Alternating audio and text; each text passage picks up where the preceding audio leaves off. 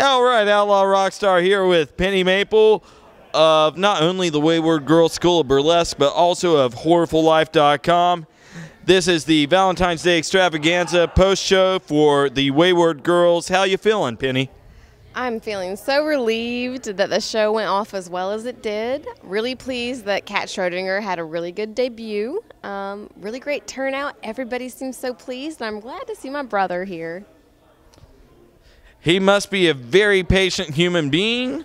Now, the Wayward Girls, you've been doing this for a while now. How long have you been doing this? Well, I guess you could say that it started December of year before last when Pepper Fandango and I performed with Dangerous Curves Ahead, and then we performed with Pretty Things Peep Show, and then Dangerous Curves came back, and we performed with them again, and Pepper and I, in fact, all the girls in the troupe are Dr. Sketchy's models, and Chase Henderson, who is our proctor for Dr. Sketchy's, he has been pushing so hard for a long time for a burlesque troupe, and we just kind of thought, okay, it's time. And Mike Winland for Shaka Khan was looking for talent. He couldn't get Pretty Things, and I said, you know what, we can do this.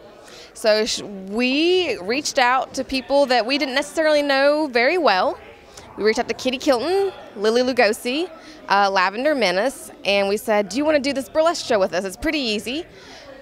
Kind of gave him a few pointers, which is kind of funny because I don't know what the fuck I'm doing. And we did our first show together as a troupe at the Shaka Khan after party. I think an underrated element in burlesque is, of course, the themes that you guys do. People outside of the burlesque scene that aren't familiar with it, they characterize it with being akin to stripping. There's a lot more to it. There's a comedy element and acting element to it that I think that people might not be familiar with. That's true, and you know, you will hear burlesque performers refer to what we do as stripping. Like, I've stripped here in an old church.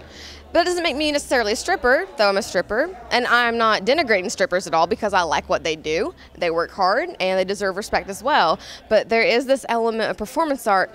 When you do a burlesque performance, there's a story arc, and there's usually a little bit of a joke, and there's a little bit of a message in it somewhere.